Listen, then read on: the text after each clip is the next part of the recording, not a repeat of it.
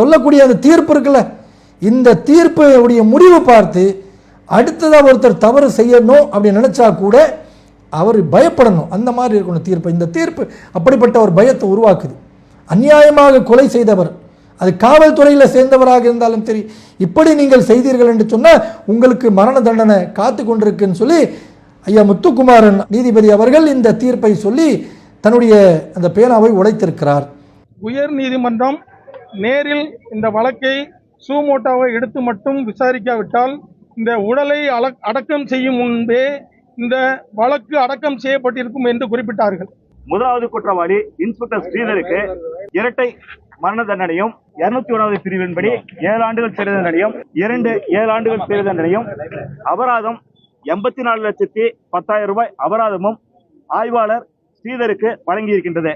செய்தியும் சிந்தனையும் என்கின்ற இந்த நிகழ்ச்சியின் வாயிலாக உலகத்தில் நடக்கக்கூடிய பல செய்திகளை உங்கள் பார்வைக்கு நாம் கொண்டு வந்து சேர்த்து கொண்டிருக்கின்றோம். அந்த வரிசையில் இன்றைய தினம் நாம் பார்க்கக்கூடிய செய்தி என்னவென்று சொன்னால், கடந்த 6ஆம் தேதி 4ஆம் மாதம் 2026ஆம் ஆண்டு மதுரை நீதிமன்றத்தில் உலகமே திரும்பி பார்க்கக்கூடிய அளவிற்கு ஒரு சிறப்பான தீர்ப்பை நீதிபதி முத்துக்குமார் என்பவர் ஒரு தீர்ப்பை வாசித்து தன்னுடைய பேனாவை உடைத்திருக்கிறார். அது என்ன தீர்ப்பு என்று சொன்னால், கொரோனாவுடைய காலகட்டத்தில் அரசாங்கம் சில விதிமுறைகளை மக்களுக்கு வழங்கியிருந்தார்கள். கொரோனாவுடைய காலத்தில் சில தளர்வுகள் வரக்கூடிய நேரத்தில் கடைகள் திறக்கக்கூடிய அந்த நேரத்தை நிர்ணயித்து கொடுத்தார்கள். இந்த நேரத்தில் கடை திறக்கணும், இந்த நேரத்தில் கடை மூடணும் அப்படின்னு சொல்லி இந்த டைம் டேபிள் கொடுத்துருந்தாங்க.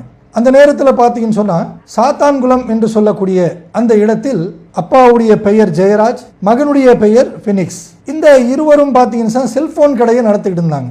காவல்துறை சொன்ன அந்த நேரத்தை தாண்டி கொஞ்ச நேரம் என்ன பண்ணிட்டாங்க, அந்த கடையை திறந்து வச்சுட்டாங்க. அவங்க பண்ண தவறு என்னன்னு கேட்டிங்கன்னா இந்த தவறு தான்.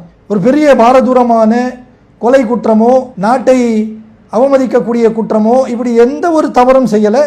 கொரோனா காலகட்டத்தில் எந்த டைமிங் வரைக்கும் கடை திறக்கணும், எந்த டைமிங்கில் மூடணும்னு சொல்லியிருந்தாங்களோ அந்த டைமிங்கில் மூடாமல் கொஞ்ச நேரம் தாமதமாக கடையை திறந்து வச்சாங்க. இது காவல்துறை அவர்களை கண்டிச்சாங்க. உண்மையிலேயே காவல்துறை கண்டிக்க வேண்டும், கண்டித்து விட்டுடணும். ஆனால் அந்த நேரத்தில் காவல்துறை என்ன பண்ணாங்கன்னு சொன்னால், இந்த 2 நபர்களையும், தந்தையையும் மகனையும், அந்த இருவர்களையும் காவல்துறை எப்படி அவர்களிடத்தில் அணுகினார்கள் என்று சொன்னால், அவர்களை மரண அடி அடித்திருக்கிறாங்க. 10 காவலாளர்கள் இரவு முழுவதும், அவர்கள் வந்த அந்த நேரத்திலிருந்து அன்று இரவு முழுவதும் மரண அடி 2 பேருக்கும் அடித்து அவர்களை மருத்துவமனை கொண்டு போறாங்க. தந்தையும் மகனும் சிகிச்சை பலனின்றி மரணித்து விடுகிறார்கள். அப்ப எவ்வளவு பெரிய ஒரு விஷயம் பாருங்க. கொஞ்ச நேரம் கடை தாமதமா திறந்து வச்சதுனால அதுக்கு அவர்களுக்கு ஏதாச்சும் ஃபைன் பண்ணியிருக்கலாம், அறிவுரை சொல்லியிருக்கலாம், திட்டிருக்கலாம், சத்தம் போட்டிருக்கலாம். ஆனால் அதெல்லாம் விட்டுட்டு போலீஸ் ஸ்டேஷனுக்கு வாங்க அப்படின்னு சொல்லி கூட்டிகிட்டு போய் அடின்னு அடித்து கடைசியில் 2 பேரும் மரணம். அந்த அளவிற்கு அந்த செயலை 10 காவல் ஆணையர்கள் அவர்கள் செய்திருக்கிறாங்க. இந்த செயல் செய்தவரை 10 பேரில் பார்த்தோம்னு சொன்னால், ஒரு காவலாளி மட்டும் அந்த நேரத்திலேயே கொரோனா பாதிக்கப்பட்டு அவர் இறந்துட்டார். இப்போ மீதி இருக்கக்கூடிய காவலாளர்கள் எத்தனை பேருன்னு சொன்னால் 9 பேர். இந்த தவறை செய்தவர்கள் 10 பேரில் ஒருத்தர் கொரோனாவில் மரணித்து விட்டார், 9 பேர் மட்டும் உயிரோடு இருக்காங்க. அப்போ இந்த 9 பேருக்கு இவர்கள் மீது புகார் கொடுத்து வழக்கு பதிவு செய்யப்பட்டது. என்ன வழக்கு? அந்த நேரத்தில் இருக்கக்கூடிய எடப்பாடி அரசாங்கம், முதலமைச்சராக இருந்தார் எடப்பாடி அவர்கள், மூச்சு திணறல செத்துட்டாங்க அப்படின்னு சொல்லி ஸ்டேட்மெண்ட்லாம் கொடுத்தாங்க. இப்போ அவர் என்ன பதில் சொல்ல போறாருன்னு தெரியல. இதெல்லாம் பேச மாட்டார் எடப்பாடியார்.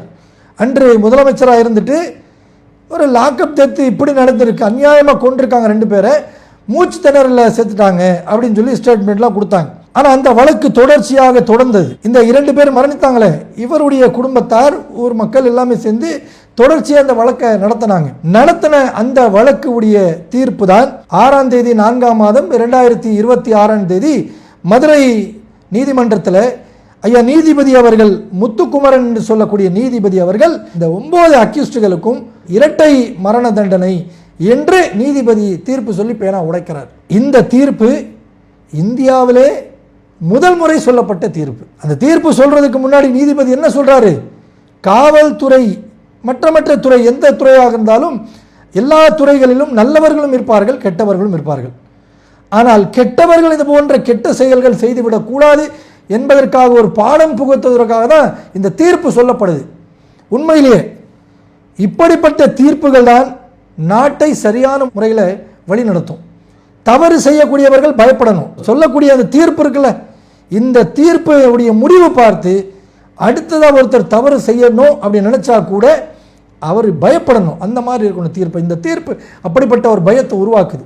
அநியாயமாக கொலை செய்தவர், அது காவல்துறையில் சேர்ந்தவராக இருந்தாலும் சரி, இப்படி நீங்கள் செய்தீர்கள் என்று சொன்னால் உங்களுக்கு மரண தண்டனை காத்து கொண்டிருக்குன்னு சொல்லி ஐயா முத்துக்குமாரன் நீதிபதி அவர்கள் இந்த தீர்ப்பை சொல்லி தன்னுடைய அந்த பேனாவை உடைத்திருக்கிறார். அதே நேரத்தில் முக்கியமாக இந்த வழக்கில் நாம் பாராட்ட வேண்டிய ஒரு நபர் இருக்காங்க. அவங்க யாருன்னு சொன்னால் அதே காவல்துறையில் சேர்ந்த ஒரு பெண் காவலாளி. இந்த ரேவதி என்று சொல்லக்கூடிய பெண் காவலாளி இருக்காங்களே, இவங்கள் தான் இந்த வழக்குக்கு முக்கியமான நபர். இந்த அம்மா கொடுத்த வாக்குமூலம் தான் அவ்வளவு போல்டாக நின்னாங்க. தன்னோட வேலை செய்யக்கூடிய காவல்துறை சேர்ந்தவர்களாச்சே அப்படின்லாம் பார்க்கல, நியாயத்துக்கு நின்னாங்க. அவங்க கொடுத்த ஸ்டேட்மெண்ட் தான். இரவு முழுக்க அடித்தாங்க, மாறி மாறி அடித்தாங்க. அவங்கள விட்டுடுங்க கதறினாங்க. ஆனால் என்ன தவறு அவர்கள் செய்தார்கள் என்பதை சொல்லாமலே ஒரு கொஞ்ச நேரம் கடை திறந்து வச்சது ஒரு பெரிய தவறா? இந்த தவறை ஒரு பெரிய தவறாக எடுத்து அவர்களை அடித்தே கொன்று விட்டார்கள் என்று இந்த ரேவதி என்று சொல்லக்கூடிய அந்த பெண் காவலாளி, அந்த பெண்மணி கொடுத்த வாக்குமூலம் இந்த வழக்குக்கு ஒரு மிகப்பெரிய ஒரு ஆதாரமாக, மிகப்பெரிய ஒரு வலுவாக இருந்ததை நம்மால் பார்க்க முடிகின்றது. அப்போ இந்த மாதிரியான தீர்ப்பு தான் இந்தியாவில் சொல்லக்கூடிய இந்த தீர்ப்பு உலகம் முழுவதும் பாராட்டுறாங்க, வரவேற்கிறாங்க. இந்தியாவில் இருக்கக்கூடிய எல்லா மக்களும் வரவேற்கிறாங்க. யாராச்சும் ஒருத்தர் பார்த்தீங்களா இந்த 9 பேருக்கு நீங்கள் தூக்கு தண்டனை கொடுத்த தவறு அப்படின்னு சொல்லக்கூடிய செய்திகள் ஏதாச்சும் ஒன்று பார்க்க முடியுமா? பார்க்க முடியல. ஏன்? அநியாயத்துக்கு அவர்கள் 2 அப்பாவிகளை கொன்று குவித்தார்கள். எந்த ஒரு குற்றமும் இல்லை, எந்த ஒரு தவறும் இல்லை. அப்படிப்பட்ட நபர்களை இழுத்து போய் இவருடைய கோபத்தை வெளிப்படுத்தி அடித்து கொண்டுட்டாங்களே. இப்படி செய்தவர்களுக்கு யார் மரண தண்டனை தவறு என்று சொல்வாங்க? இதை வரவேற்கிறாங்க. உண்மையிலே வரவேற்கணுங்க. அல்லாஹ்வுடைய தூதர் நபிகள் நாயகம் ஸல்லல்லாஹு அலைஹி வஸல்லம் அவர்களுடைய அந்த இஸ்லாம் சொல்லக்கூடிய சட்டங்கள் பாருங்க. நபிகள் நாயகம் அவர்கள் ஆட்சி அதிகாரத்தில் ஜனாதிபதியாக இருக்கக்கூடிய நேரத்தில் இதையெல்லாம் இந்த சட்டமாக இருக்கு இஸ்லாத்தில். ஒருவருடைய உயிரை ஒருவர் அநியாயமாக கொல்வார் என்று சொன்னால் அவருடைய குடும்பத்தில் இருக்கக்கூடியவர்கள் அந்த தவறு செய்த கொன்ற அந்த மனிதனை அவர்கள் மன்னிக்கணும். அவர்கள் மன்னிக்காதவரை அந்த நபருக்கு மன்னிப்பே கிடையாது. கொலை செய்தியா, அது நிரூபிக்கப்பட்டதா, அரசாங்கம் அதே தண்டனை அவனுக்கும் கொடுக்கணும். நீ அவனை அநியாயமாக கொலை பண்ணல, அரசாங்கம் உங்களை சட்ட ரீதியாக உங்களை நாம மரண தண்டனை விதிக்கிறோம் அப்படின்ற தண்டனையை கொடுத்தால்தான் குற்றங்கள் குறையும். நபிகள் நாயகம் அவர்கள் வாழும் பொழுது ஒரு பெண்மணி ஃபாத்திமா, அந்த பெண்மணியுடைய பெயரும், அந்த பெண்மணி திருடுறாங்க. உயர்ந்த ஜாதியை சேர்ந்தவங்க, பணக்காரங்க. அந்த பெண்மணியுடைய குடும்பத்தார் வந்து நபிகள் நாயகத்தில் சொல்கிறாங்க, இந்த மாதிரி அந்த பொண்ணு தவறாக பண்ணிட்டா மன்னிச்சு விட்ருங்க அப்படின்னு சொல்கிறாங்க. அப்போ நபிகள் நாயகம் சொன்ன தீர்ப்பு என்ன தெரியுமா? அந்த நேரத்தில் சொல்கிறாங்க, சட்டம் என்பது எல்லாருக்கும் ஒன்று தான். அது உயர்ந்த ஜாதி கீழ் ஜாதிலாம் இஸ்லாத்தில் கிடையாது. பணக்கார ஏழை எல்லாம் பார்க்க முடியாது, எல்லாமே சரிசமம் தான். நபிகள் நாயகம் ஒரு நீதிபதியாக ஒரு அரசனாக இருந்து சொல்லக்கூடிய தீர்ப்பு என்ன தெரியுமா? என் மகள் ஃபாத்திமா திருடி இருந்தாலும் அது நிரூபிக்கப்பட்டிருந்தாலும் அவளுடைய கையையும் நான் வெட்டுவேன். இஸ்லாம் சொல்லக்கூடியது. இப்படி இஸ்லாம் சொல்லக்கூடிய சட்டத்தை தான் இன்றைக்கு முத்துக்குமாரன் என்று சொல்லக்கூடிய ஐயா நீதிபதி அவர்கள் இந்த சட்டத்தை கொண்டு வந்திருக்காங்க. அவருடைய இந்த தீர்ப்பை நாம் வரவைக்கின்றோம். அதே நேரத்தில் நம்முடைய ஒரு கோரிக்கை, நம்முள்ளத்தில் இருக்கக்கூடிய ஒரு ஆதங்கம் இருக்கு.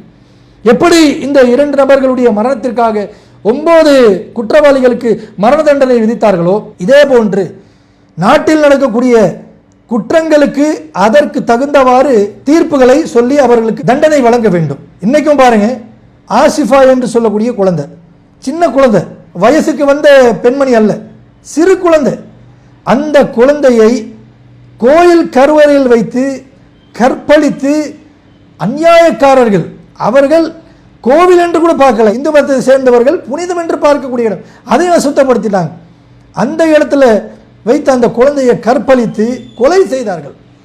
கொலை செய்த அந்த குற்றவாளிகள் இன்னும் உயிரோடு இருக்காங்க. கொலைக்கு கொலை தீர்ப்பு சொல்ல வேண்டாமா? தீர்ப்பு கொடுங்க, எதிர்பார்க்கிறோம். பல்கிஸ் பானு, அந்த அம்மாவுக்கு நடந்த கொடூரமான தாக்கம், அப்படிப்பட்ட அந்த கொடூரமான அந்த குற்றவாளிகள் இன்றும் உயிரோடு இருக்கிறாங்க.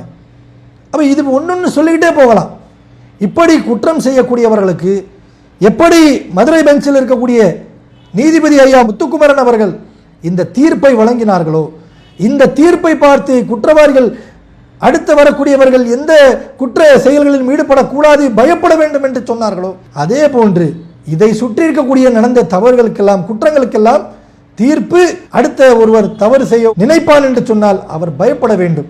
அப்படிப்பட்ட தீர்ப்பு வழங்க வேண்டும் என்று அரசாங்கம் இடத்திலும் நீதிபதிகள் இடத்திலும் நாம் பணிவாக கேட்டுக்கொள்கிறோம். இப்படிப்பட்ட தீர்ப்பை வழங்க வேண்டும் என்கின்ற கோரிக்கை செய்தியும் சிந்தனையும் என்கின்ற நிகழ்ச்சியின் வாயிலாக நாம் வைத்துக் கொள்கிறோம் என்று கூறிக்கொண்டு நிகழ்ச்சியை முடித்துக் கொள்கிறேன். அஸ்ஸலாமு அலைக்கும் வரஹ்மத்துல்லாஹி வபரகாத்துஹு. அல்லாஹு அக்பர், அல்லாஹு